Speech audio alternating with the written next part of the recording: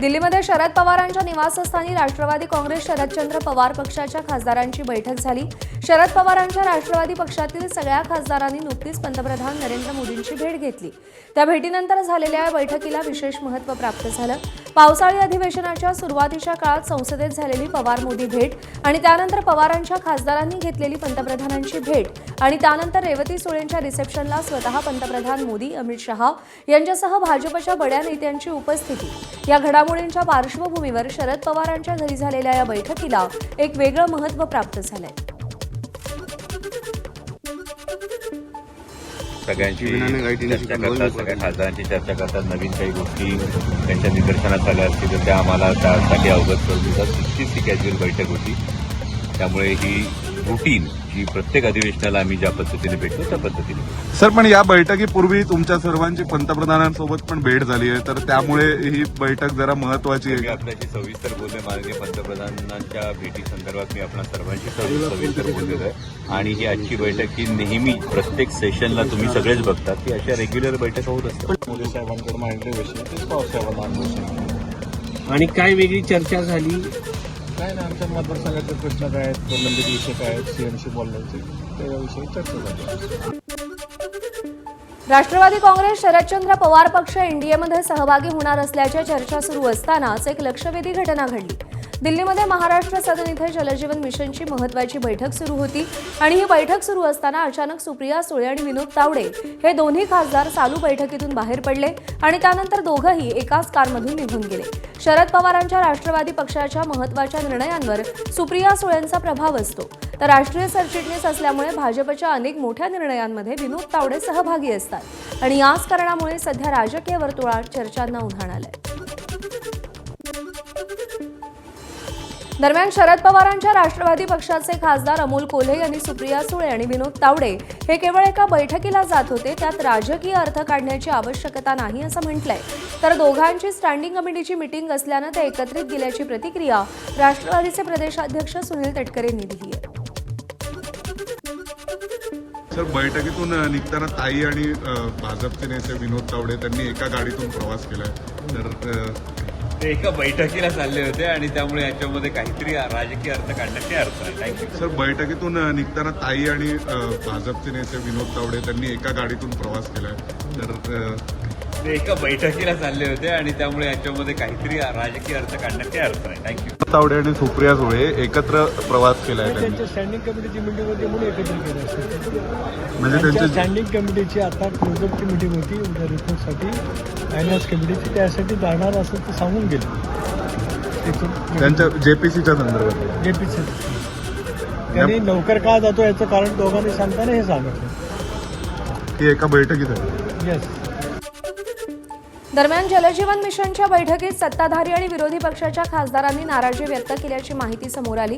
जलजीवन मिशनचा खर्च 50% केंद्र आणि 50% राज्यानं उचलायला हवा अशी मागणी यावेळी समोर आली आणि याच मागणीवरून राज्याचे मंत्री आणि केंद्रातल्या मंत्र्यांमध्ये आरोप प्रत्यारोप रंगले।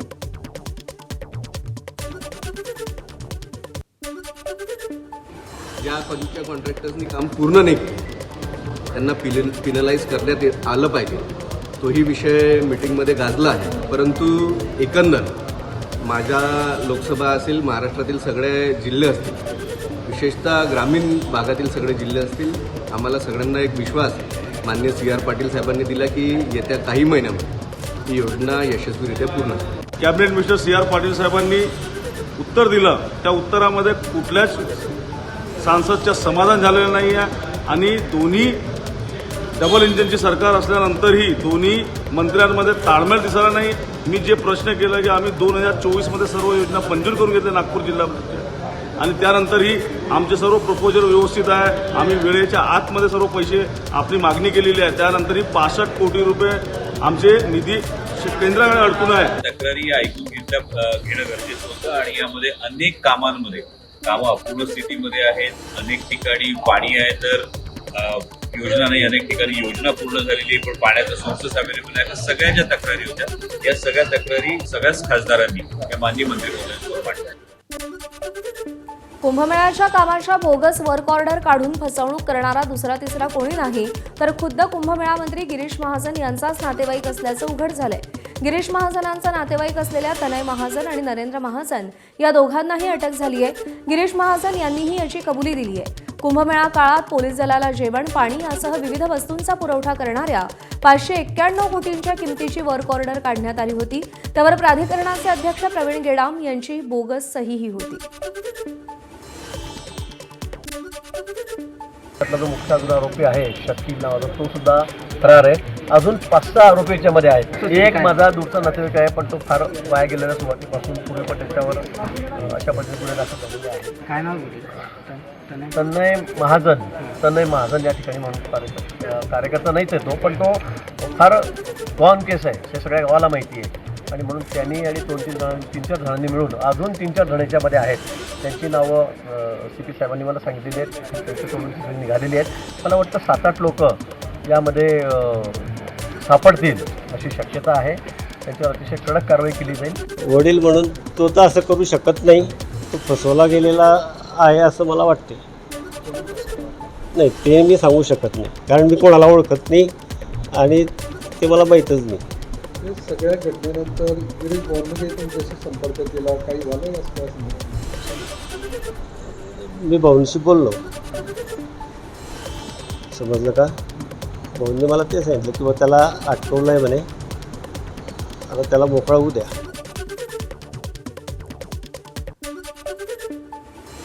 दरम्यान हा तनय महाजन कोण आहे, ग्राफिक्सच्या माध्यमातून आपण पाहूया. मंत्री गिरीश महाजन यांच्या चुलत काकाच्या मुलाचा मुलगा. शिरपूरमध्ये इयत्ता 12वी पर्यंत त्यानं शिक्षण घेतलंय. जामनेरमध्ये वडिलांच्या शेतीसोबत हार्डवेअरचं दुकान चालवत होता. जामनेर शहरात आई वडील, पत्नी, मुलासह त्याचा रहिवास आहे. कामात लक्ष देत नसल्यामुळे वर्षभरापासून त्याचं हार्डवेअरचं दुकान बंद आहे. तो नेहमी मित्रांसोबत मुंबई पुण्यात जात असल्याची माहिती वडिलांनी दिली आहे. याआधीही लोकांची फसवणूक केल्याचे गुन्हे त्याच्यावरती दाखल आहेत.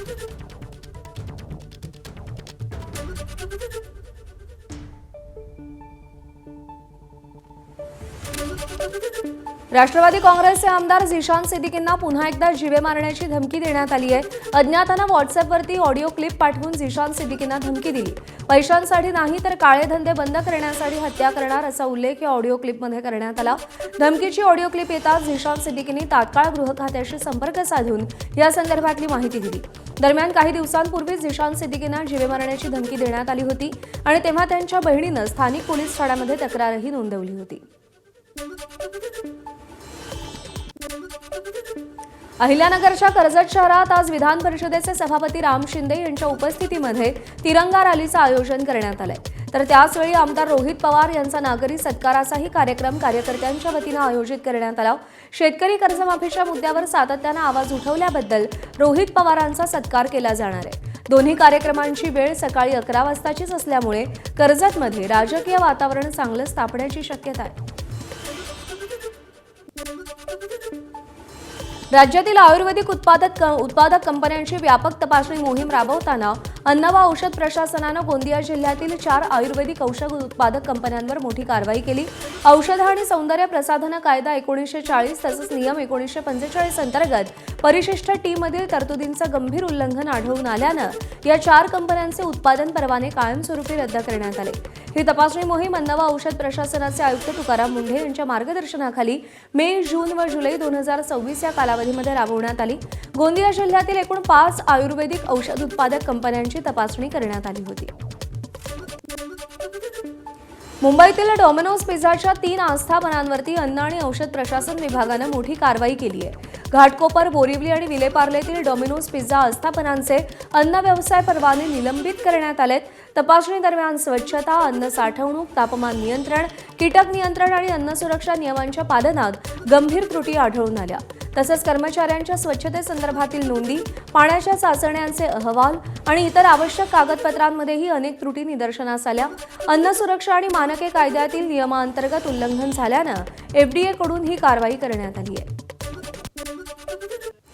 राज्यातील ज्या शेतकऱ्यांची नावं 7/12 उतार्यावर नाहीत किंवा इतर अधिकारात ज्यांच्या नावांची नोंद नाही अशा सगळ्या शेतकऱ्यांना रेकॉर्डवर आणण्याचा महत्त्वपूर्ण निर्णय महसूल मंत्री चंद्रशेखर बावनकुळेंनी घेतला आणि या निर्णयामुळे राज्यातील तब्बल 2,31,000 शेतकऱ्यांना ॲग्रीस्टॅट मिळण्याचा मार्ग मोकळा होणार असून त्यांना कर्जमाफी आणि इतर शासकीय योजनांचा लाभ मिळणं सुलभ होणार आहे। या संदर्भात सगळ्या जिल्हाधिकाऱ्यांनी 15 दिवसात अहवाल सादर करण्याचे आदेश महसूल मंत्र्यांना दिलेले आहेत। मनसे अध्यक्ष राज ठाकरे आज पुणे दौऱ्यावरती आहेत। राज ठाकरे सकाळी 10 वाजता पक्ष कार्यालयामध्ये बैठक घेतील। हिंगोलीच्या औंढा नागनाथ इथं श्रावण महिन्यातील भाविकांची वाढती गर्दी लक्षात घेऊन मंदिर संस्थाननं यंदा महत्त्वाचा निर्णय घेतलाय। दर्शनासाठी भाविकांना तासनतास रांगेत उभं राहावं लागू नये यासाठी नागनाथाचा मुकुटाटा शिवलिंगावर न ठेवता गर्भगृहाच्या पायरीजवळ ठेवला जाईल। औंढा नागनाथ मंदिरातील शिवलिंग भूगर्भात असल्यानं दर्शनासाठी भाविकांना गर्भगृहात उतरावं लागतं। त्यामुळे विशेषतः श्रावणी सोमवारी भाविकांना अनेक तास प्रतीक्षा करावी लागत होती। मात्र यंदा भाविकांना पायरीजवळच बेल आणि फुलं अर्पण करता येणार असल्यानं दर्शनासाठी लागणारा वेळ कमी होऊन गर्दीचं व्यवस्थापन अधिक सुलभ होणार आहे।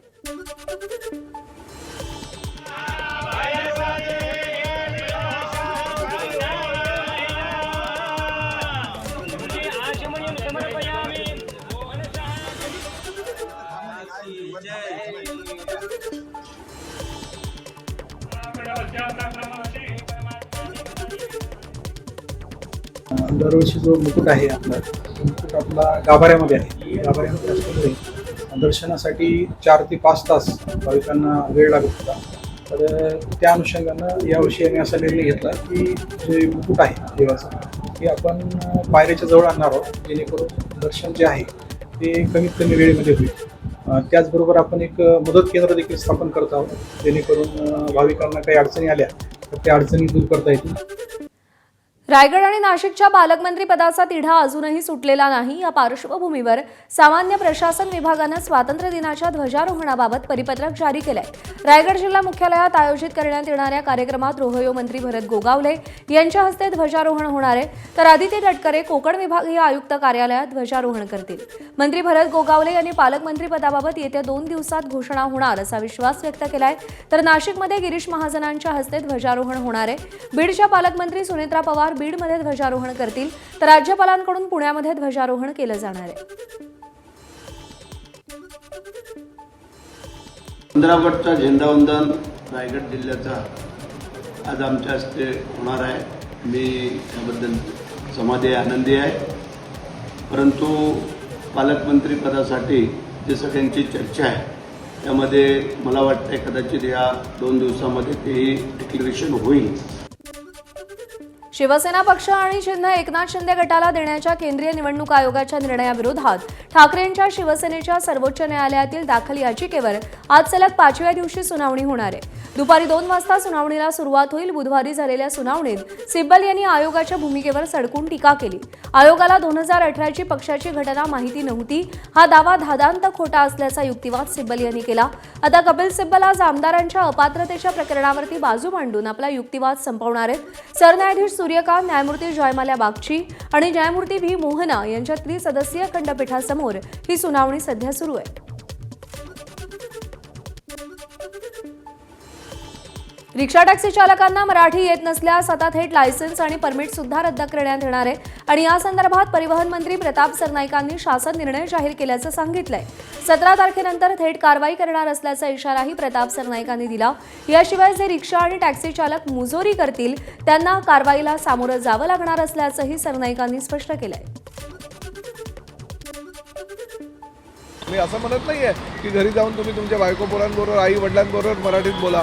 आमचं असं म्हणणं आहे की प्रवाशांशी तुम्ही मराठीमध्ये संवाद साधा आणि त्यानुसार ती कारवाई आम्हाला अटळ आहे। जर तुम्ही शेवटी एवढा तुम्हाला प्रयत्न केले राज्य शासनानं तुम्हाला मराठी शिकवण्यासाठी, व्यावहारिक ज्ञान देण्यासाठी आणि तरी त्याचा फायदा जर तुम्हाला घेता येत नसेल, तुमची मगरुरी कायम असेल, तुमची मुजोरी कायम असेल, तर मग शेवटी कायद्याचा बडगा हा तुम्हाला 18 तारखेपासून दाखवावाच लागेल। रिक्षा आणि टॅक्सी चालकांना मराठी भाषा शिकण्यासाठी अतिरिक्त 100 दिवसांची मुदतवाढ देण्याची मागणी भाजप ट्रान्सपोर्ट सेलचे अध्यक्ष हाजी अराफत शेख यांनी केली आहे. शासनानं 1 मे ते 15 ऑगस्ट 2026 दरम्यान अमराठी रिक्षा आणि टॅक्सी चालकांसाठी मराठी भाषा शिकण्याची मुदत दिली होती. मात्र गेल्या काही महिन्यात झालेल्या मुसळधार पावसामुळे अनेक भागात प्रशिक्षणासाठी सभागृह, शाळा आणि क्लासरूम्स उपलब्ध होऊ शकल्या नाहीत. तसंच मुंबई, ठाणे, पुणे, मालेगाव, छत्रपती संभाजीनगर, अकोला, परभणी, नांदेड यासारख्या शहरांमध्ये प्रशिक्षक वेळेत पोहोचू शकले नाहीत. दरम्यान राज्यातील जवळपास 75% चालकांनी मराठी भाषेचं प्राथमिक ज्ञान आत्मसात केलंय. उर्वरित चालकांनाही संधी मिळावी आणि त्यांच्यावर अचानक कोणतीही अन्यायकारक किंवा दंडात्मक कारवाई होऊ नये यासाठी आणखी 100 दिवसांची मुदतवाढ देण्याची मागणी भाजपचे वाहतूक सेलचे अध्यक्ष हाजी अराफत शेख यांच्याकडून होताना दिसतेय. 100 दिन के अंदर बारिश आ गई, कहीं हमको बालवाड़ी नहीं मिली, कहीं स्कूल अवेलेबल नहीं मिला, कहीं हॉल अवेलेबल नहीं हुआ, कभी हज हाउस हमको नहीं मिला. ये सारी दिक्कतों का सामना रिक्शा चालक और टैक्सी चालक और मराठी महासंघ के टीचरों को करना पड़ा. इसीलिए अगर 100 दिन में से सिर्फ 40 ही दिन हमको मिले, 60 दिन हमको मिले नहीं, इसलिए हमने कहा कि प्रताप सरनाईक जी हमको 100 दिन का टाइम और दो. जो अमराठी उत्तर भारतीय जो हमारे रिक्शा चालक है, टैक्सी चालक है पूरे महाराष्ट्र भर में, वो रिक्शा चालक, टैक्सी चालक 100 दिन में सुंदर अच्छी मराठी सीखेंगे, दुधवी मराठी सीखेंगे. मीरा भाईंदरमधले रस्ते, चौक आणि वास्तूच्या प्रस्तावित नामकरणावर मराठी एकीकरण समितीनं आक्षेप घेतलाय. स्थानिक इतिहास, महाराष्ट्राची संस्कृती आणि स्थानिक भूमिपुत्रांच्या योगदानावर विचार व्हावा. नामकरणाऐवजी महाराष्ट्राच्या इतिहासात योगदान देणारे स्वातंत्र्य सैनिक, समाजसुधारक, खेळाडू, कवी, लेखक, संयुक्त महाराष्ट्राच्या चळवळीतले हुतात्मे तसंच स्थानिक महापुरुषांच्या नावांचा विचार करावा अशी मागणी करण्यात येते.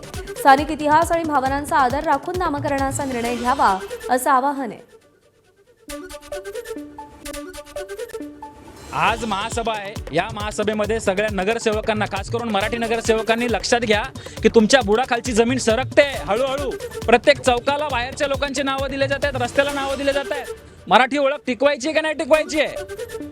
मनात येईल तेच धंदे सुरू केले त्यांनी. हे कुठेतरी सगळ्यांनी मिळून थांबवलं पाहिजे. हे शहर मराठी आहे, इकडची ओळखही मराठी असली पाहिजे. आंदोलन होणार एवढं मात्र लक्षात ठेवा. ठाकरेंच्या शिवसेनेचे आमदार आदित्य ठाकरे आज नाशिक दौऱ्यावर असतील. सिंहस्थ कुंभमेळ्याच्या कामांचा आणि शहरातील खड्डेमय रस्त्यांचा ते नाशिक महापालिकेत आढावा घेतील. शहरातील रस्त्यांच्या प्रश्नावरून ठाकरेंची शिवसेना आक्रमक झाली असून अपघातांमध्ये 5 जणांचा मृत्यू झाल्यानंतर महापालिका प्रशासनाला जाब विचारला जाणार आहे. यावेळी ठाकरे सेनेच्या नगरसेवकांसोबत बैठक होणार असून आदित्य ठाकरे शहरातील विविध भागातील रस्त्यांची पाहणीही करतील. तसंच अपघातात मृत्यू झालेल्यांच्या कुटुंबियांची भेट घेतील अशीही शक्यता आहे. ठाकरेंच्या शिवसेनेचे खासदार संजय राऊतांनी नक्षलवादासंदर्भात केलेल्या वक्तव्यावरून जनसंघर्ष समितीनं नाराजी व्यक्त केली आहे. सरकारनं गडचिरोलीतील नक्षलवाद आदिवासींसाठी नाही तर आपल्या उद्योगपती मित्रांसाठी मिटवला असं वक्तव्य केल्याचा आरोप जनसंघर्ष समितीनं केला. तर राऊतांचं हे वक्तव्य नक्षलपीडित आदिवासी आणि नक्षलवाद्यांशी लढणाऱ्या सुरक्षा दलांचा अवमान करणार आहे. त्यामुळे त्यांनी माफी मागावी अशी मागणी जनसंघर्ष समितीच्या दत्ता शिर्के यांनी केलेली आहे. जनसंघर्ष समितीचे अध्यक्ष दत्ता शिर्के माझ्यासोबत आहेत. दत्ताजी, का तुम्हाला संजय राऊत यांचा वक्तव्य जो आहे तो आक्षेपार्ह वाटतंय? कसं आहे की तोंडात यायचं ते बोलायचं आणि सांगायचं हे चुकीचं आहे. कारण हा जो नक्षलवाद आहे हा आजचा नाही आहे. 40 वर्ष म्हणजे 4 दशक यांनी तिच्या आदिवासींनी हे भोगलेलं आहे. आणि नुसतं भोगलेलं नाही आहे तर त्याच्यामध्ये कित्येक तरी आदिवासींच्या हत्या झालेल्या आहे. त्यांचं एक प्रकारे बलिदानच आहे त्या सगळ्या गोष्टीसाठी. आणि ते त्याच्या पुढेही गेलं तर हजारो आपले जवान शहीद झालेले आहे. त्यांनी पण याच्यासाठी बलिदान दिलं आहे. मग हे सगळं बलिदान असताना आणि एवढा मोठा लढा आज संपलेला आहे तर तुम्ही एक राजकीय विधान करून म्हणताय की हे उद्योगपतीसाठी आहे. मला सांगा, तुम्ही किती वेळा त्या भागामध्ये गेला, बघितले की परिस्थिती?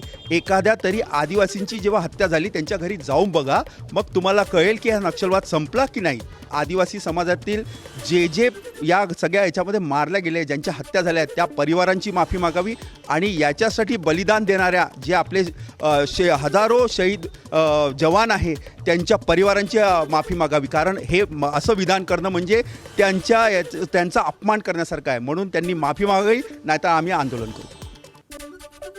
बहुचर्चित शक्तीपीठ महामार्गाविरोधात सांगलीमध्ये 21 ऑगस्टला जिल्हाधिकारी कार्यालयावरती मोर्चा काढला जाणार आहे. या मोर्चाला राजू शेट्टींसह जयंत पाटील, खासदार विशाल पाटील, आमदार विश्वजित कदम हजर राहतील. हा महामार्ग शेतकऱ्यांसाठी आणि नदीकाठच्या भागासाठी घातक असून सरकारला इशारा देण्यासाठी मोर्चा काढण्याची घोषणा केली गेली आहे. न्याय व्यवस्थेवर आमचा विश्वास नसल्यानं शक्तीपीठाची लढाई आम्ही रस्त्यावरच लढणार असा इशारा राजू शेट्टींनी दिलाय. 856 किलोमीटर लांबीच्या महामार्गासाठी 25,000 एकर जमीन बाधित होणार असून त्यातील जवळपास 18,000 एकर जमीन बागायती आहे. त्यामुळे अशा सुपीक आणि पाण्याची उपलब्धता असणाऱ्या जमिनी महामार्गासाठी घेणं योग्य नसल्याचं महामार्गाला विरोध करणाऱ्यांचं म्हणणं आहे. कडेगाव तालुक्यात 882 एकर जमीन जाते, पलूस तालुक्यात 582 एकर जमीन जाते आणि वाळवा तालुक्यात 973 एकर जमीन जाते. म्हणजे सांगली जिल्ह्यातली 3052 एकर जमीन जाते. फक्त जमीन जाते, जाणाऱ्यांचं नुकसान नाही आहे. तर जमीन रस्ता गेल्यावर ती एक मोठी भिंत, चीनची भिंत जशी असते तशी ती भिंत तयार होते आणि तेच गाव जे हजारो वर्ष गुण्यागोविंदानं राहतं त्याच गावातल्या शेतकऱ्यांचे 2 तुकडे होतात. आजपासून पवित्र श्रावण महिन्याला सुरुवात होतीये. श्रावण महिन्यानिमित्त सोलापुरातील होडगी येथील श्री बृहन्मठ संस्थेच्या मंदिरात शिव आराधना महोत्सवाचं आयोजन करण्यात आलंय. या महोत्सवाच्या पार्श्वभूमीवर मंदिर परिसराची आकर्षक पद्धतीनं सजावट करण्यात आली. या संपूर्ण मंदिराला आकर्षक विद्युत रोषणाई करण्यात आली असून रंगीबिरंगी दिव्यांनी मंदिर उजळून निघालंय. रात्रीच्या वेळी विद्युत रोषणाईमुळे मंदिराचं सौंदर्य आणखी खुलून दिसत असून परिसरात भक्तिमय वातावरण निर्माण झालेलं आहे. मोठ्या उत्साहाने आपण माघ पंचपरमेश्वर लिंग जे आहे मंदिर आहे तिथं रुद्राभिषेक आणि नित्यक्रमाने आरती होते. श्रावण 1 महिना पूर्णभर 5 दाम्पत्य असतात आपल्या इथे पूजेला. 5 दाम्पत्य त्यांच्या हस्ते पहिला आपण संकल्प सोडून त्यांच्या हस्ते रुद्राभिषेक होतो पंचपरमेश्वर लिंगास. रुद्राभिषेक झाल्यावर तिथनं भस्मारती झाल्यावर भस्मस्नान म्हणजे लिंगाला आपण भस्मस्नान घालतो. जगद्गुरूंच्या हस्ते आपण सगळ्यांना प्रसाद वगैरे आशीर्वाद वगैरे देऊन मग कार्यक्रम म्हणजे आरती संपन्न होतो. श्रावण महिना आजपासून सुरू झाला आणि नेमकं श्रावणात अधिक मागणी असणारे उपवासाचे पदार्थ महागले. त्यामुळे श्रावण महिन्यात उपवास करणाऱ्यांच्या खिशाला जरा जास्तच कात्री लागणार आहे. उपवासामध्ये साबुदाणा, वरी, राजगिरा, शेंगदाणा यांची सर्वाधिक मागणी असते आणि त्यामुळे नेमक्या साबुदाणा, राजगिरा, वरी, शेंगदाणा यांच्या दरांमध्ये 20 ते 30% वाढ झाली आहे. यंदा तमिळनाडूमध्ये साबुदाणा कंदाचं अपेक्षित उत्पादन न झाल्यानं साबुदाण्याची उपलब्धता कमी आहे. तसंच वरीच्या दरामध्ये देखील प्रति किलो 60 रुपयांची वाढ झाली आहे.